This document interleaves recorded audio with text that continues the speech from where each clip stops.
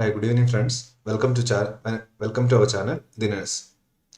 Here we are discussing about pediatric nursing questions and answers, and with their explanations. If you are not subscribed to our channel, please subscribe. We'll go to our topic, and before going to that, you can check our pediatric nursing questions and answers playlist.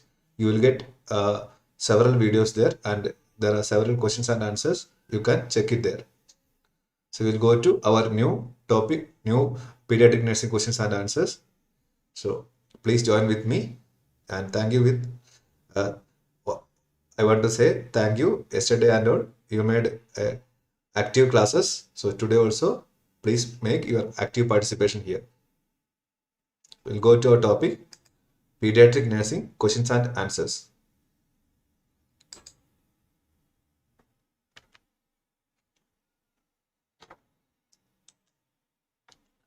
So before going to our topic, there is an information for you. An academy started. Let's study Alberts. That is regarding life science subjects for CSIR NET 2021 examinations. So Albert's book for life science is very famous one. So Dr. Charanjeet Kaur, she will discuss uh, important chapter and questions from the book by Albert et al. So, Dr. Charanjeet Kaur is a topper of previous CSIR NET examinations. She will discuss all the chapter and questions. It is a free classes, so you can go and check it there, and you will get an idea for what is life science studies and how to prepare. All the topics are included in Albert's book for life science, so you will get an idea. So this book, it is a high quality book for studying different topics of life science for CSIR and GATE aspirant. So it will be helpful for both CSIR preparing candidate and GATE preparing candidate. So because life science is a common subject in CSIR and GATE. So if you are entering to the paid course, you can use this nurse page coupon code to get 10% discount. If you are not joining now, later the price will be high. So you can, if you are preparing for CSIR NET 2021 course, means you can join now itself and get to the low price of the CSIR NET course. And you can also use the nurse page coupon code for to get 10% discount. I will give you a link in description box. You can check it there. So that is about CSIR NET examinations. That is CSIR NET 2021 examinations. We'll go to our topic, that is pediatric nursing questions and answers with the explanation. First question.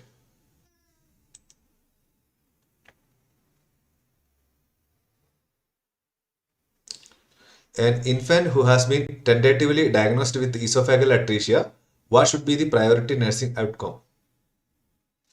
Hi, good evening all. Good evening Vijay, Mohammed, Ravi Kumar, Siji Jos, Hafna, Krishna Priya, Elizabeth, Reshmi Chandran, Atira. Good evening all. We'll start our question and answers. And in an infant who has been tentatively diagnosed with esophageal atresia, what should be the priority nursing outcome? Infant will maintain adequate fluid volume. Infant will demonstrate an effective breathing pattern. Nutrition status will be maintained. Parents will exhibit emotional health. Hi, good evening, Sonia, Muthu, Labna, Angel. So please start giving answers. Question number one.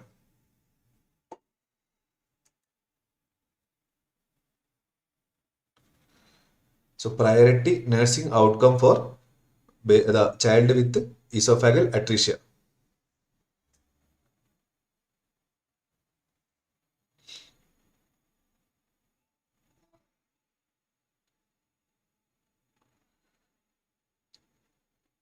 So we'll give a clue for you. That is esophageal atresia means there will be abnormal connection between trachea, or the esophagus will close before reaching the stomach. That is what esophageal atresia.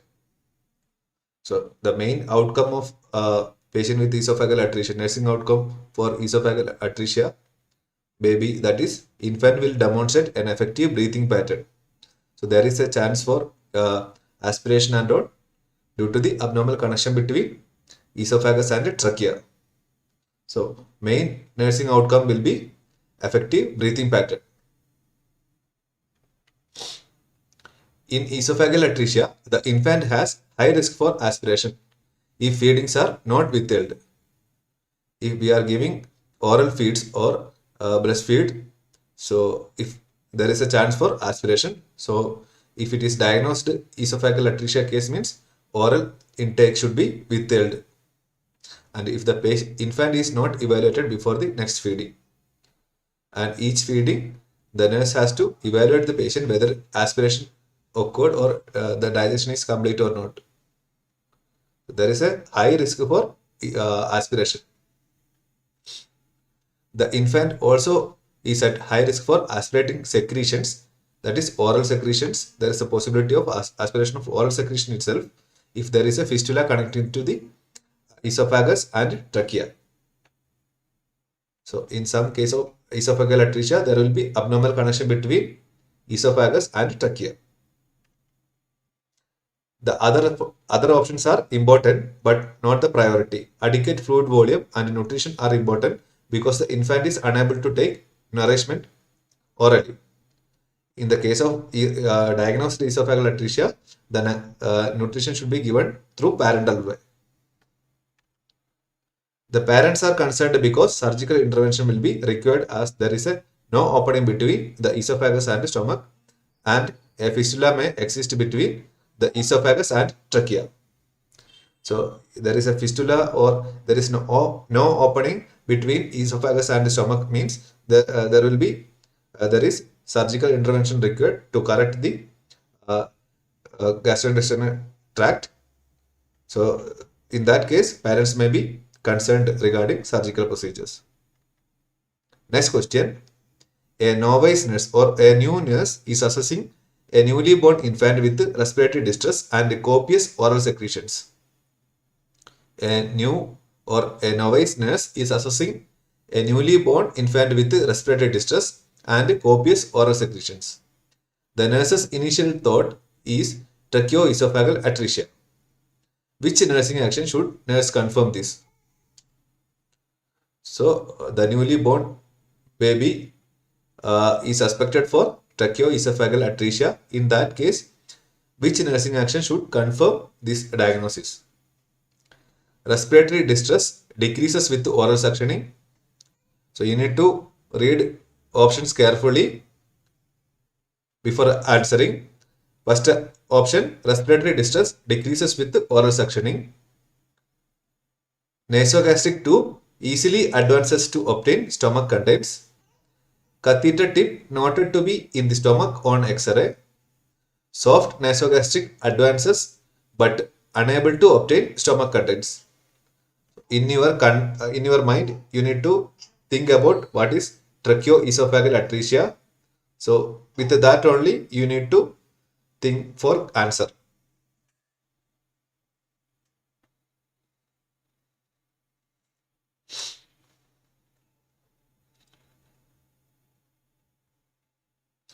Okay, I will go to the correct answer. So some of you given correct answer, that is option D.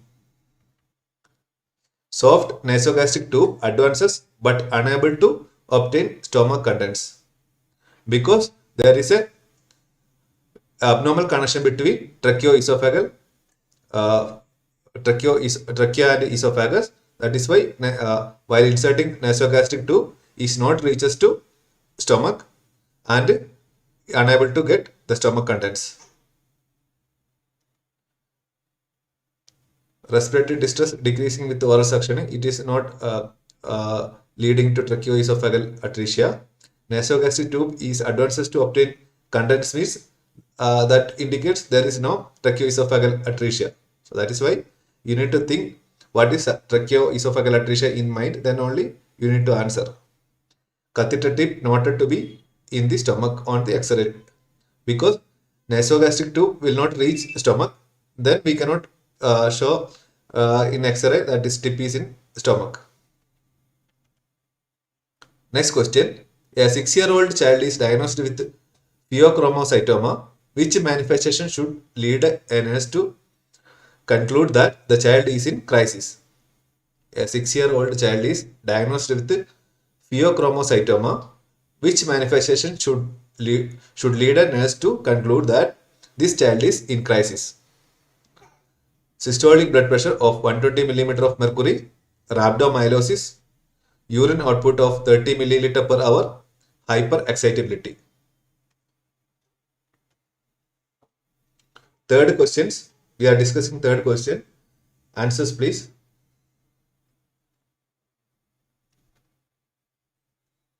Third question answers. Third question answers, please.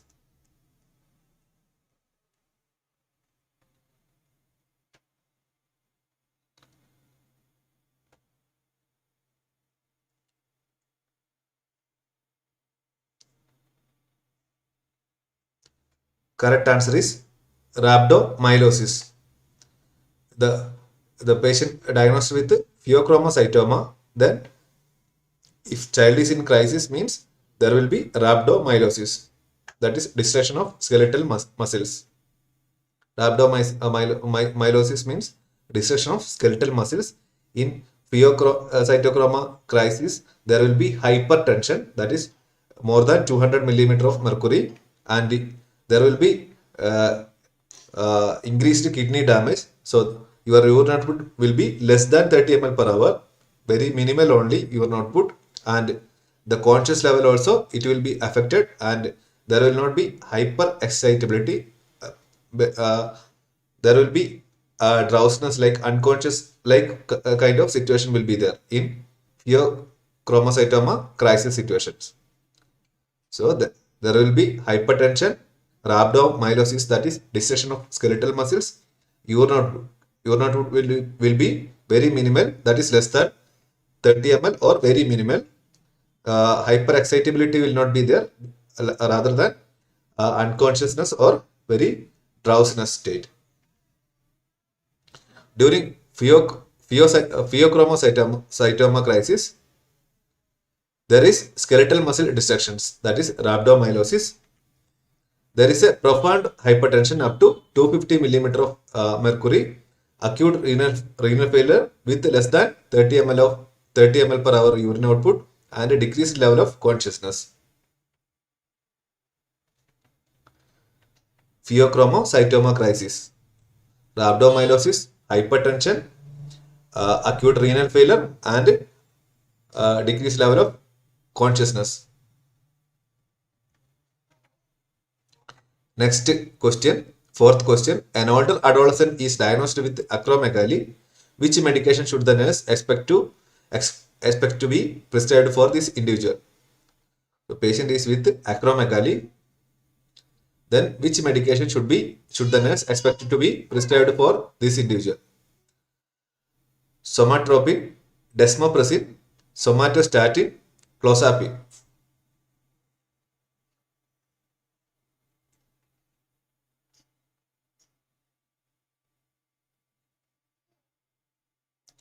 Question number 4 answers. Question number 4. Patient is diagnosed with acromegaly. Acromegaly means increased production of growth hormone in adults. Acromegaly due to increased production of growth hormone in adults.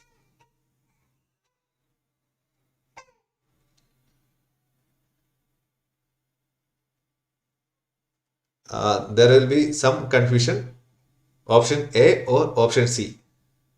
So most of you given either option A or option C. So we'll check the correct answer. What is the difference between option A and option C, somatropin or somatostatin? Correct answer is somatostatin. Somatostatin giving to reduce the production of growth hormone. Somatostatin is giving to reduce the production of, decrease the production of growth hormone. Somatropin is giving, it is a growth hormone itself. Desmopressin is giving in antidiuretic hormone SIADH, or clozapine is an antipsychotic giving for treatment of schizophrenia. So I think it is clear. Somatropin and somatostatin difference. Somatropin itself, it is a growth hormone. Somatostatin is giving statin, that is giving for reducing the production of growth hormone. Somatostatin suppresses growth hormone release. Somatropin is a human growth hormone. Desmopressin is used to treat diabetes insipidus. And clozapine is an antipsychotic medication used in the treatment of schizophrenia.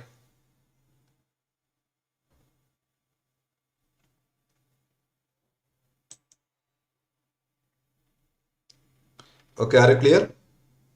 Are you clear? Next question.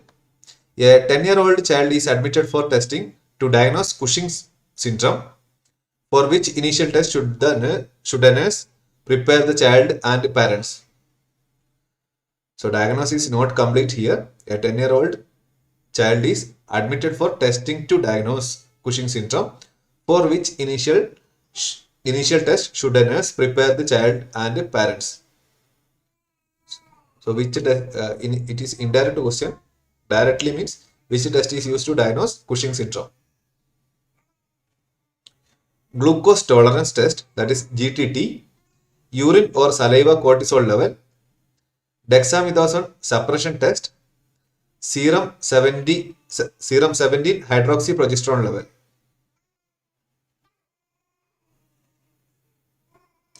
Fifth question answers.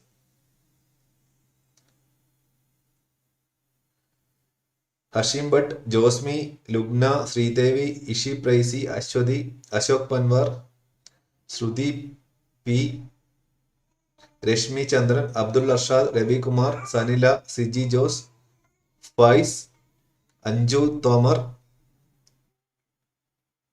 So most of you given right answer. We'll check the correct answer here.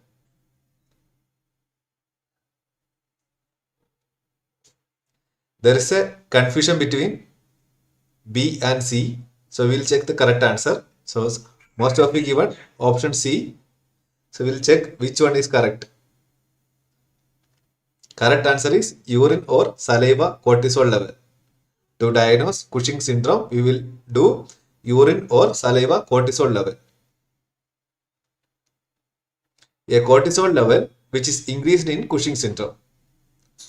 So we will check the urine or serum cortisol level. If it is increased means we can make the diagnosis here, that is Cushing syndrome. Is used in the initial screening for the syndrome. So urine or serum cortisol level is used for initial screening of Cushing syndrome. If it is increased means diagnosis is clear. If it is decreased means no, it should be in normal level. Hyperglycemia is associated with Cushing syndrome, but not a diagnostic of Cushing syndrome.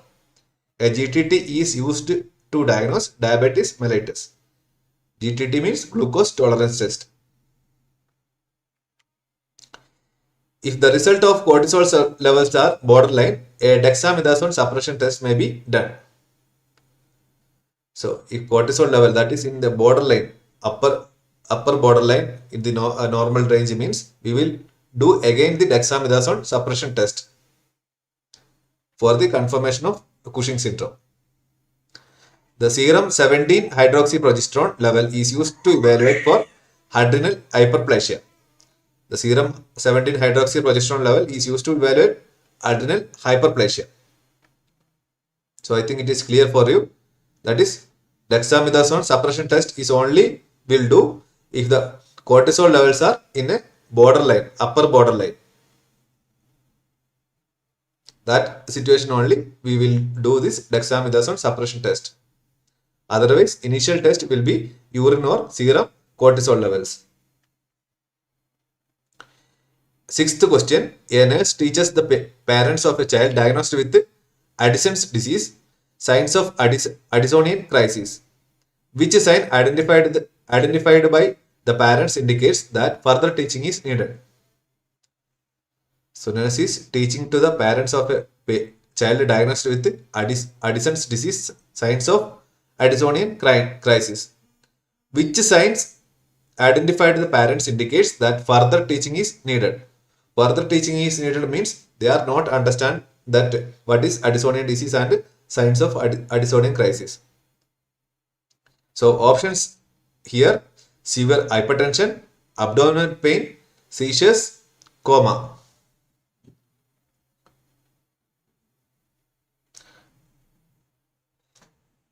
Ashok Panwar, can you try sixth question? Abin, Ashim Bhatt, Lubna, Josmi, Muhammad Munif, Pandian, Faiz, Abdul Arshad, Sudeepi, Sanila, Muhammad, Ashodi, Mega, Afna, Sadish, Sridevi, Mut. Your answers are noted. Priyanka, Lindsay. So, shall we check the correct answer? We'll check the correct answer here. That is severe hypertension. Addisonian crisis, what will happen? There will be hypotension. So if the parents tells there will be severe hypertension means that is wrong. In Addisonian crisis, there will be severe hypotension. Addisonian crisis can be lead to circulatory collapse. Circulatory collapse with severe hypertension, not hypertension. Other signs includes fever, generalized and pronounced weakness, dehydration, seizures, shock and coma. Immediate intervention is required if there is a Addisonian crisis. Otherwise, patient will die or child will die. So, in Addisonian crisis, there will be hypotension, fever, dehydration, generalized or pronounced weakness, seizures, shock and coma.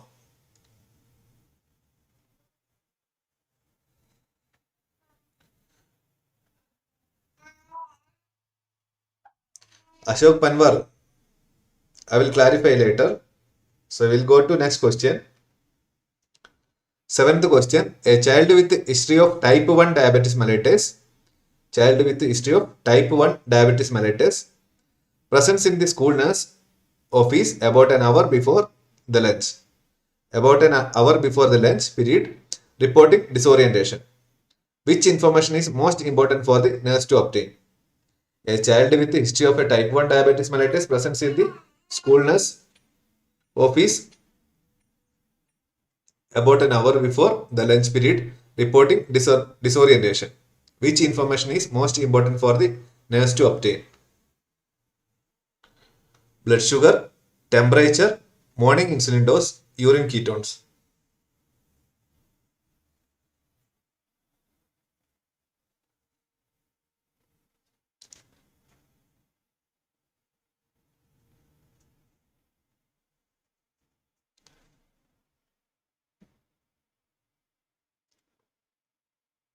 Most important for the nurse to obtain.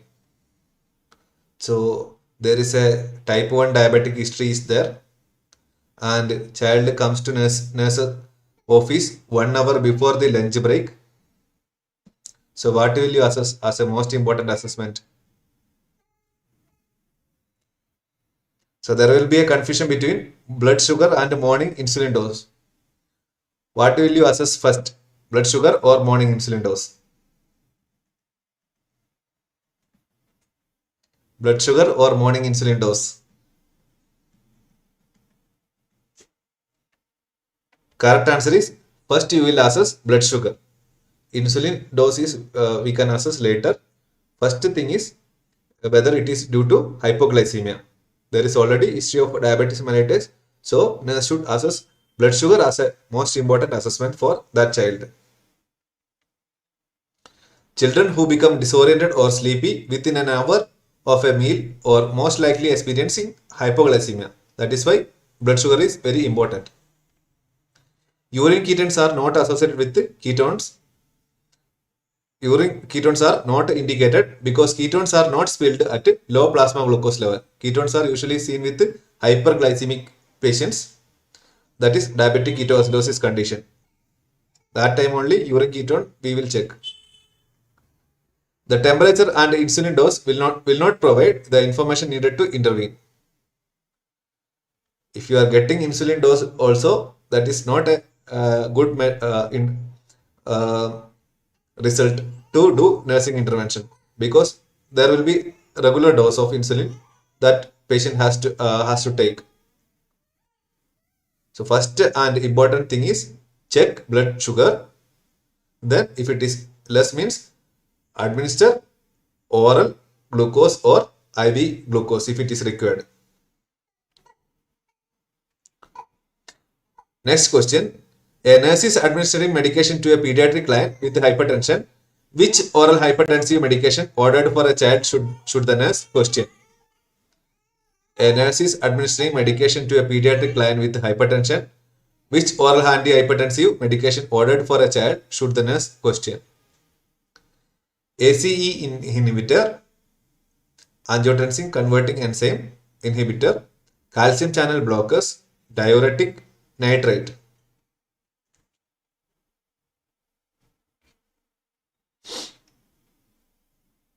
Eighth question answers.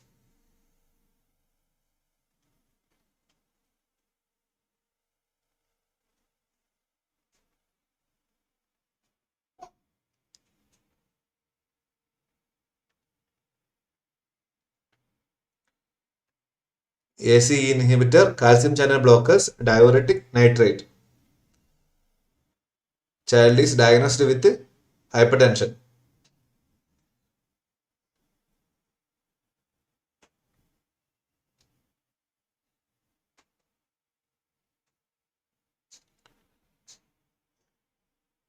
Okay, there are confusion with you. Different options are coming. So I will clear the doubt. Correct answer is nitrate. ACE inhibitor, calcium channel blocker, diuretic, all medication we can give for pediatric hypertension case, but nitrate we cannot give in pediatric hypertension case because it is vasodilator. Because it is giving for treatment of angina, so it is not used for hypertension treatment in children. Nitrates are used to treat angina and not prescribed to treat hypertension in children. All other medication we can use for hypertension in children. Nitrate we cannot use in children.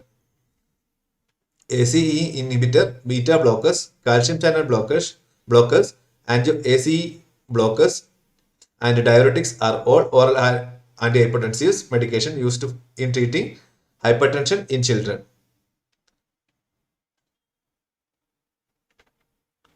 Next question. A nurse is caring for a child who has a liver enlargement secondary to infectious endocarditis. For which associated cardiac condition should the nurse assess the client? A nurse is caring for a child who has a liver enlargement secondary to infectious endocarditis. For which associated cardiac condition should the nurse assess the client? Dysarrhythmia, right-sided heart failure, myocardial infarction, tetralogy of Fallot. Question number 9 answers. Satish, I will make it faster, so please cooperate. 9th question answers.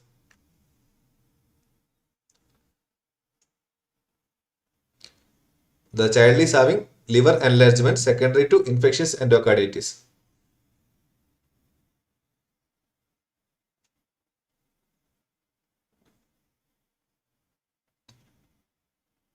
Correct answer is right-sided heart failure. Liver enlargement in secondary to infectious endocarditis may be because of right-sided heart failure. The nurse should assess for presence of right-sided heart failure Back pressure in the portal circulation occurs in right-sided heart failure. So because of back pressure, if right ventricle and right atrium is not working, means pooling of blood will be there. It will go back to the portal circulation.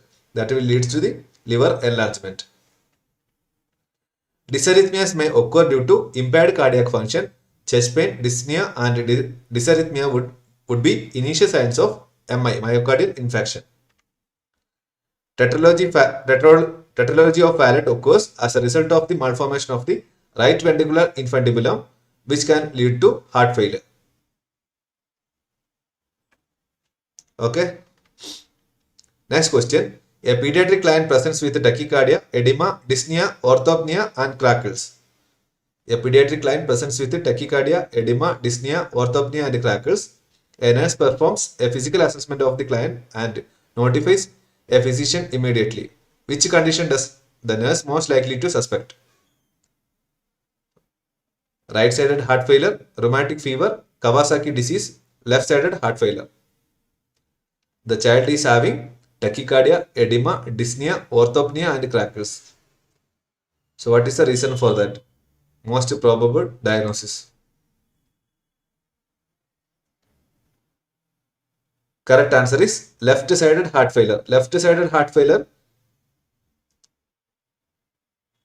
In left-sided heart failure, there will be symptoms. It is related to the lungs because blood will pool in the left ventricle, left atrium, and pulmonary circulations. That will lead to pulmonary edema, and the symptoms may be related to lungs.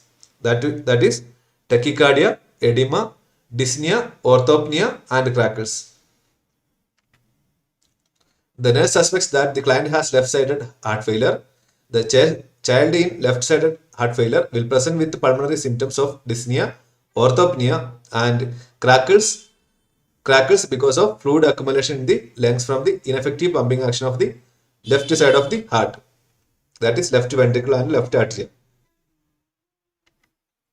In right-sided heart failure, it is discussed in previous question. The child will present with jugular venous distension, liver enlargement, splenomegaly, or ascites due to reduced preload to the right side of the heart. That is what the difference between left-sided heart failure and right-sided heart failure symptoms.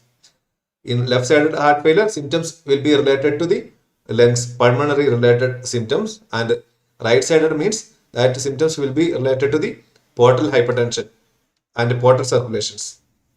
That is ascites, splenomegaly, hepatomegaly, jugular venous distension. These are the main symptoms of right-sided heart failure. In rheumatic fever, the child would present with an elevated temperature and systolic murmur, mitral insufficiency, and prolonged PR and QT interval. In rheumatic fever, the child would present with an elevated temperature and systolic murmur, mitral insufficiency, and a prolonged PR and QT interval. In Kawasaki disease, the child would present with fever, rash, lymph node enlargement. Kawasaki disease means the child will present with fever, rash, and lymph node enlargement.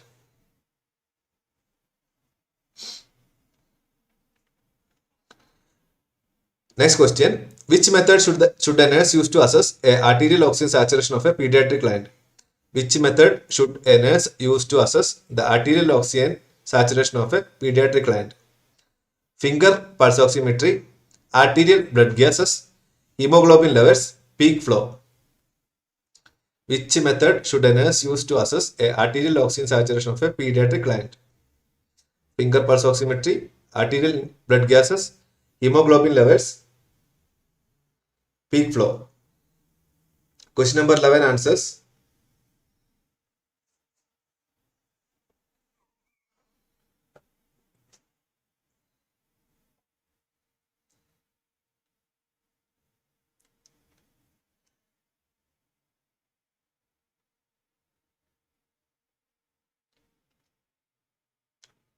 Okay, I think it is over.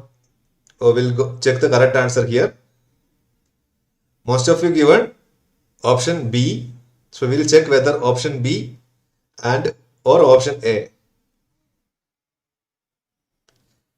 The correct answer is option A. that is finger pulse oximetry. For getting arterial oxygen saturation, we can use finger pulse oximetry, that is invasive method of checking arterial oxygen saturation. Arterial blood gas is finger pulse oximetry is non-invasive method. Arterial blood gas is invasive method. First we will go for finger pulse oximetry only. Then only if it is not getting adequate limits, we will go to invasive technique, that is arterial blood gases. Finger pulse oximetry should be used to assess the arterial oxygen saturation of a pediatric client. Finger pulse oximetry is a non-invasive measure of arterial oxygen saturation. If it is wrong means we can go to ABG. So that is first is finger pulse oximetry we can use. The hemoglobin absorbs light waves from the sensor on the device. Because the hemoglobin absorbs light waves differently when it is bound to oxygen than when it is not. The oximeter can detect the degree of oxygen saturation in the hemoglobin. That is a function of pulse oximetry. When the oxygen saturation is 95 means the PO2 in the normal range of the PO2 is in the normal range, that is 80 to 100 millimeter of mercury. Arterial blood gases are invasive, involving an arterial puncture. So it is required unless the pulse oximetry is giving wrong answers. In some cases, pulse oximetry will give wrong answers also. In cold extremities, usually seen with shock conditions. In that condition, pulse oximetry will give wrong answers. So that time we can go for invasive techniques, that is arterial blood gases. The hemoglobin level measures the amount of oxygen carrying protein in the blood. Peak flow determines the amount of airflow through the bronchi. Peak flow determines the amount of airflow through the bronchi. Next question. A nurse is preparing to perform an electrocardiogram, that is ECG, on several pediatric clients. Which client would not be benefit from ECG? A nurse is preparing to perform an electrocardiogram on several pediatric clients. Which client would not be benefit from an ECG? A 4-year-old with tachycardia, a 3-year-old with bradycardia, a 10-year-old with an irregular pulse, an infant with splitting of the S2 heart sound only when the infant takes a deep breath.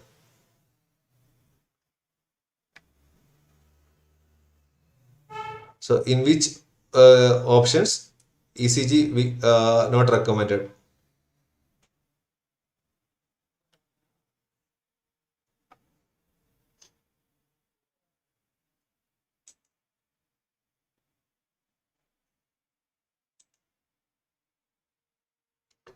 I think it is a easy question for you. All of you given right answer. We will check the answer here.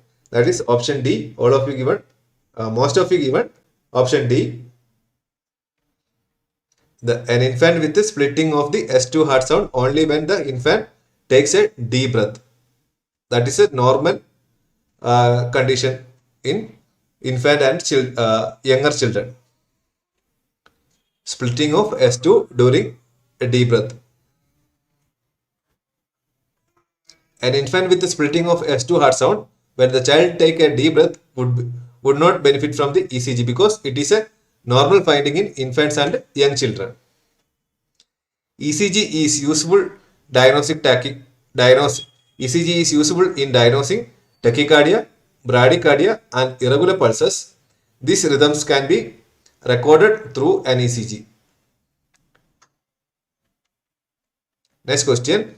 An emergency department nurse is assessing a pediatric client suspected of having acute pericarditis. Which assessment finding should the nurse conclude supports the diagnosis of acute pericarditis? Bilateral lower extremity pain, pain on expiration, pleural friction rub, pericardial friction rub. An emergency department nurse is assessing a pediatric client suspected of having acute pericarditis. Which assessment finding should the nurse conclude supports the diagnosis of acute pericarditis? 13 question answers. So, which of the following option will be seen in acute pericarditis? bilateral lower extremity pain, pain on expiration, pleural friction rub, pericardial friction rub.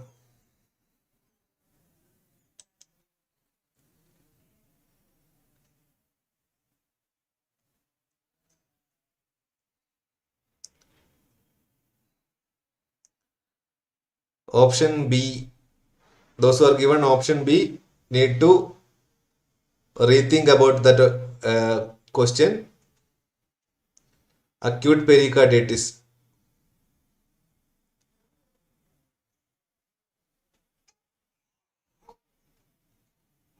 So we'll check the correct answer. That is option D. Because pain on expiration is not seen. Instead of that, pain on inspiration. It will be there with acute pericarditis. In acute pericarditis, there will be pain during inspiration, not expiration. And there will be pericardial friction rub while auscultating.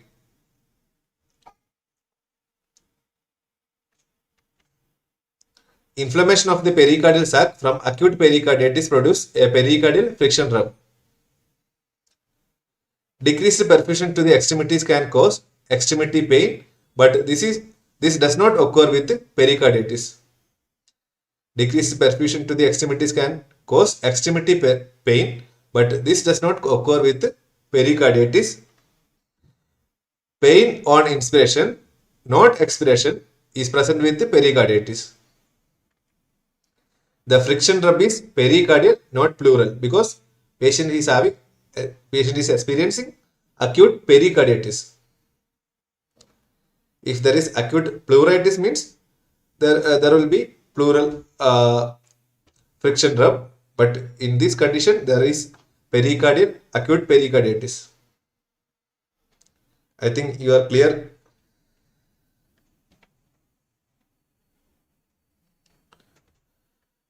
So questions and here 13 questions discussed here. So thank you for joining with me.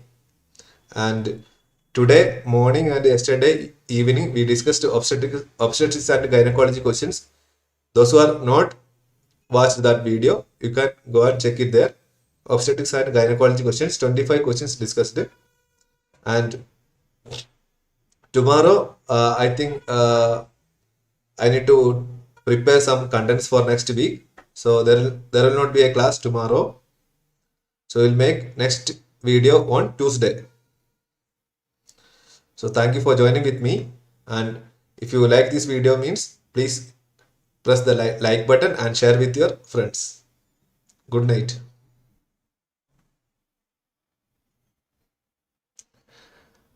M. Prashanthi Raj, I will try to make daily classes, but tomorrow it is not possible.